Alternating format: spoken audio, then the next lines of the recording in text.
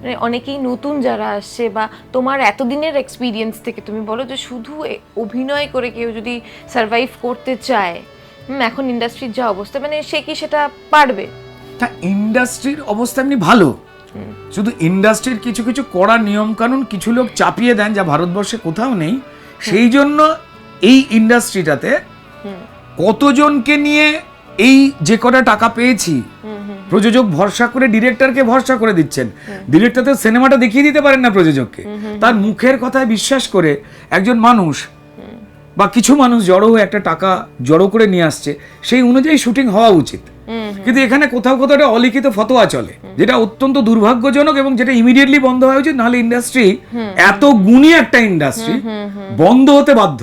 আচ্ছা রুদ্রদা, আমাদের এই বাংলা ইন্ডাস্ট্রি, মানে বারবার এই কথাটা শোনা যাচ্ছে, তোমার কাছ থেকে জানতে চাইবো যে আমাদের এই বাংলা ইন্ডাস্ট্রি আর কোনো হিরো পাচ্ছে না কেন? হিরো তো কেউ জন্মায় না, যদি খুব রাইট ভালো করে দেখে হিরো হয়ে কেউ জন্মায় না। রাইট, আসছে সানগ্লাস পরে, জুতো পরে, মায়ের পেট থেকে কেউ বাইক নিয়ে বেরোচ্ছে নাকি? এ হয় নাকি? সেই সুযোগ হিরো তৈরি করতে হয়, লেখা দিয়ে হিরো তৈরি করতে হয়, তার যেটা আছে সেটাকে নিয়ে। প্রত্যেকটা মানুষ ক্যান বি দ্য হিরো।